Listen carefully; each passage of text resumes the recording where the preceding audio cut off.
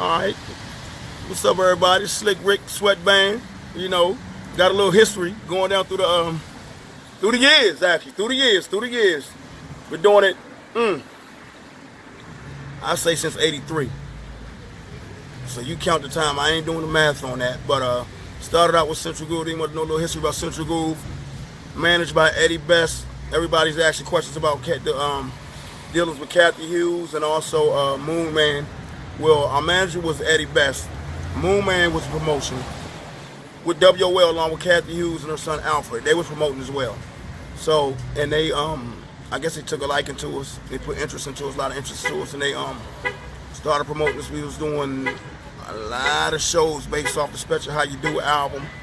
Special How You Do, we did it on a independent label. Then we got picked up by Vanguard Records. So we signed to Vanguard, and we was after we signed with Vanguard, we noticed we was number two on Billboard, number 2 on the Billboard charts, right under Candy Girl. When New Edition came out with Candy Girl, we was number 2 under that.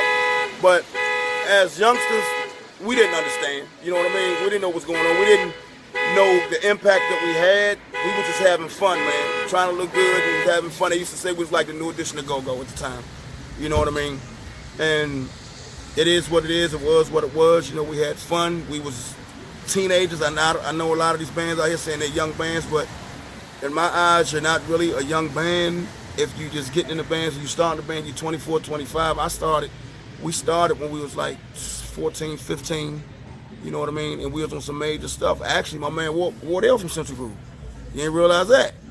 Yeah. Central Groove, right, Wardell? Yeah, that's right. Wardell, we had, when I go down to band members, we had me, my man Skinny. Okay, let me reiterate something. Let me put something in y'all ear. A lot of people didn't know. The first rapper for Central Groove before I came was Jahar Abraham. They didn't know that. Jahar was the rapper, was the lead rapper. But you know, Jahar like he is right now, he's so busy into everything, I guess he didn't have time to do it. So then I came on, so I'm gonna get shout out, that's my man, 100 Grand, we come from the Sandbox together. You know, that was Jahar Abraham. Y'all know Jahar, he got Team Familiar now. But so when we did the Special How You Do album, the production and writing was me, myself, my brother Heartbeat, and also Andre Turner, which was a trumpet player. Band members at the time, it was me, my man Skinny, Ronnie Gray, my brother Heartbeat, y'all know Heartbeat Congo, Heartbeat, Jose Williams, Andre Turner, Kenny Thompson, ice on bass. Lead, we had Ron Johnson on lead guitar. Keyboards, it was Eric Robinson.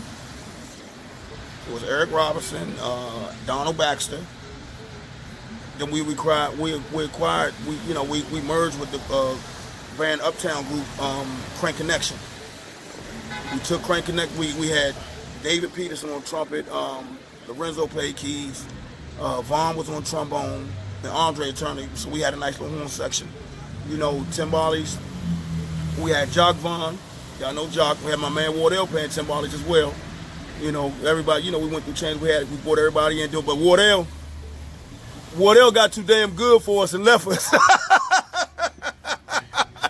No, Wardell had. Because at that time it was considered a bigger opportunity. He went on. He played with Reality Band. You know, so Jock did what he had to do. You know, we had Tom Hawkins was our drummer with All In Band. He was our drummer. Who else did we have in the band? On the front line, I named the front line. Then later on came my cousin Kim. He playing trumpet. He played with 76 Degrees and Rassins and whoever else calls them. You know what I'm saying? So a lot of guys that played with Central Groove, they still relevant. They still playing. You know, just in different bands. We still family. As a matter of fact, you know, I got a text, a message yesterday from Bruce Kool-Aid. You know, he was part of our stage crew band. And that was Leroy and the crew. See, our stage crew, they had a band as well. Instead of having other bands open up for us, our stage crew, they put a band together and they would open up. So we was a package. We had two 24-foot U-Hauls full of equipment. Yeah, we we didn't realize how big we was at the time. You understand what I'm saying? But it was what it was, man. We had a lot of fun. Eddie Best was managing. My sister Jawan, she was managing. And we used to open up for Hot Cold Sweat. That's how Hot Cold Sweat acquired me. And we used to play with Junkyard. So I always had a love for Junkyard. That was like a second family to me, man. And that's why people try to figure out why I got a certain type of passion and love for Bugs. You know what I mean? And it's deeper than just a go-go thing. Because I seen him come up, I seen him evolve, I seen him do what he do, and he's always been who he is. You know, that's my man. 50 Grand, he's like a brother from another mother. So, and Junkyard was one of the first bands I've ever seen before I even got a band together, before we got a band together and started playing, and then we got a chance to play with them. It was like, wow. So we was opening up for Rare Essence and whatnot, and Rare Essence was a band that we tried to patent our style behind. And they used to but we was from Maryland. We was a Maryland band, and we represented Maryland. They used to say we was that Maryland band, Young Maryland Bammers. We was Young Maryland Bammers. We had that Southeast pocket. That's what they used to say. You know what I'm saying? But it was fun, man. It was fun, and I think what a lot of people don't realize, we put that work in.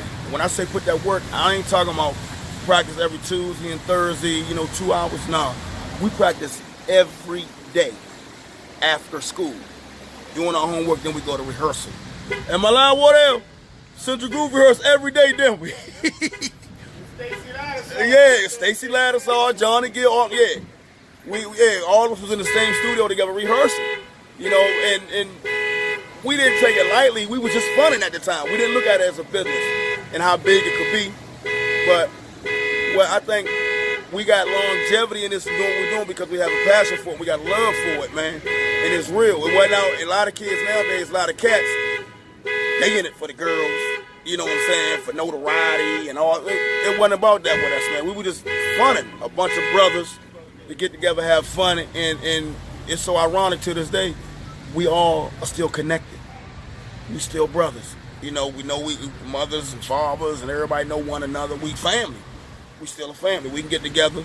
We supposed to be getting together soon to do something. I'll let you know, cause Bruce hit me. Bruce hit me today, and we got a Central Groove Facebook joint. Actually, it ain't really going and active like it should be, but it's still keeping us all in contact with one another. You know what I mean? But from Central Groove, Charlie Fenwick acquired me from Central Groove because he said, after Hot Cold Sweat went through Rabbit, God rest his soul. You know what I'm saying? Rabbit passed. Then they got Toddy from Class Band. You know what I'm saying? After Toddy came John Cavallou. See, a lot of people don't know that. They think I came right after Toddy. No, John Cavallou came after Toddy. Then what happened was, I think my trumpet player, Andre, ran into Charlie at the grocery store. And Andre asked me, he told me, he said Charlie was looking for a rapper and a trumpet player. And I was like, sure, I'll audition. He asked about me, so I went and auditioned. He said, he was looking for a smooth young brother at the time.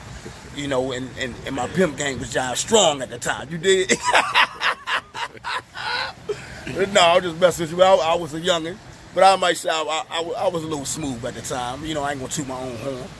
I was doing my thing. So Charlie said, okay, we're gonna bring him in, do it. And actually, I'm gonna tell you what's so funny. When I got with Hot Cold Sweat, I already knew all that stuff because we was opening up for them all the time, and they was my band. I used to like Hot Cold Sweat, but when I got with them, a lot of the band members didn't like me. The only one that spoke up for me, one of the only ones that spoke up for me, really, honestly, that liked me, and that was Rocksteady. It's funny, right? Rocksteady, man, so I stuck there and we did our thing. We went on our journey with Sweat, made a couple of records, albums and stuff. So it is what it is, man. You know what I mean? And we still here. Now we at the Sweat, we put crossover together. Half of the crossover band went on tour with the group Intro. You know what I mean? When they did that, I wasn't no singer and I wasn't playing nothing. So okay, I laid back. I got my rap conglomerate together. I started managing my rappers. People don't know that. I started managing my rappers. Doing all these New York joints, this, that. I'm going back and forth to New York, and I tell people, a lot of people don't realize, had I stayed with it, you never know what may have become of it. You know what I mean? But the ironic thing is, the people that I was dealing with that was on my team, all of them are moguls now. You know, no bullshit. I stopped.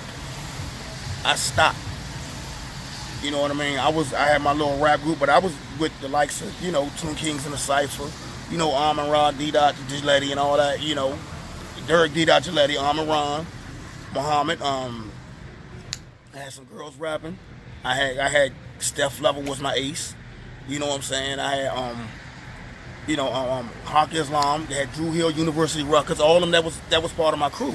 That was my mob. You know what I'm saying? Also, my man, I'm gonna shout out my man Tommy Easy. Easy, he did a lot of stuff with Guy. He was the radio stations and stuff now. He doing all that. But yeah, I stopped once I had I got Born Jamericans. That's what it was. Me and my brother Dan got Born Jamericans together. I couldn't go on tour because my girl was pregnant at the time. So, and Norm and Mr. Notch told me, he said, Rick, man, you can't go with me. You about to be a father. Reality kick in. I'm like, let me stay my ass home. So Rockin' went with the intro thing while I was doing that, you know what I mean? Got back into my go-go thing. Crossover, got back together, did our thing. Then I started doing stuff with, I think it was before Crossover, after Crossover. I was with Chuck. I was with Chuck Brown. See, people don't know that. I was with Chuck Brown before he got Benny up doing it regularly. It was me up there. You know what I mean? I was doing the Chuck Brown thing, doing the Lawton Family Day joints. We did the John F. Kennedy party out in New York. You know, so I was traveling with him for a minute. But you know what the thing about that is, a lot of people don't realize, I was doing all them Kilimanjaro joints. If you was there, if whoever was there, they know. They used to see me up there. You know, we started in the basement with Backyard over on Spring Road, 14th Spring Road. I seen them evolve, and that's my other band. I got love for them just like JY. You know, other people, why you like that, man? It's deeper than just going and listening to them and seeing them. They personal friends. I got love for them. You know what I mean? And when I did the Chuck Brown thing, one thing I can say, and I can pride myself on, I'm probably one of the only dudes that rap with Chuck Brown on stage with Chuck Brown, never took a dime from it. Always offered me money for getting up there doing this thing, doing my thing. He like, man, I said, nah, Pops, you ain't got to pay, because it was an honor for me just to grace the stage with him, and that's how I looked at it. It was an honor, you know what I mean? And that's when my brother was with him, Hoppy was playing with Chuck. Then they was doing their tour thing and all that, man. Then he went on the road with Rico Suave, doing the MTV tours, Oprah Winfrey and all of that shit, you know. So it was a lot of stuff, but I still stayed in tune with Chuck. I was still dealing with Chuck. Chuck was like a second father to me, you know. There's a lot of stuff that went on with this go-go circle. A lot of stuff that I did, you know what I'm saying, but a lot of shit that I don't get acknowledged for, and I don't trip. I don't even care. I just do it for the love of it. You know, but I know where I stand and I know what I've done. You know what I mean? And I know what type of person I am, because I always pride myself on being a good person. Regardless, I ain't got no loss in my heart for nobody. I got love for everybody, and I don't do nobody dirty. And they know that. If they know me, they've dealt with me, they know that. You know, they know what type of dude I am. So, it's like you my man. You already know. We keep it 100. You know, all times. It is what it is. You know? But that's about sums it up, man. You know, we, that Central Groove thing, man, was the start of my journey, man. Start of me, and especially how you do. I wrote that. I actually wrote that mopping floors as a youngin'. Yeah, my mom took me to work one day and put me to work on her job. She said, go do something. I was mopping floors, and I just came up with lyrics in my head, because, you know, Petworth and Class Band and all of them, they was groove bands of that era, and I was like, we're not the Class Band or the Petworth crew. All we want to do is rock with you or something. I forget, but I was just, the whole day, I was just thinking the lyrics. Think about it, and I never wrote them down. I just remembered them. We went to the studio, went to Q Studios. You know what I'm saying? Was it Q? Was it? I think out Virginia. Q Studios, and I went out there. You know what's so funny? I went out to Q Studios after we did that record about 15 years later, and they still had my damn tambourine out there that said Central Groove on it. Because I left it out there, my damn tambourine. Left it at the studio, and they still had it out there. They won't get this one because I keep it with me and I got a bag. They say, Rick, you got a man bag. No, that's my tambourine bag. How many niggas you know got a tambourine bag? Yeah. Wardell, come here, Wardell. Wardell, that's my original brother from Central Groove. And guess what? And he was a sweat with me too. You know that. How Hako Sweat, Andy back with Sweat. And he racing motorcycles and all that type of shit. And I said, boy, I worry about that boy so much on them damn motorcycles. But he a guy crazy as shit. He was riding MB5s back in the day. Yeah, but hey, look, we been damn, we old as shit, ain't we? Yeah, we old. Long, man, I ain't claiming that old shit. Long time, no D. Long time. But you know, it keep us young, man. It keep us young. I ain't gonna sit back, knit sweaters and shit, and sit in the rocking chair. Even though I'm a grandfather, I ain't gonna sit in the rocking chair, act like Bill Cosby. I'm out here. I'm out here in these streets. Yeah. Playing that music. That's right, playing that music and loving life and living it.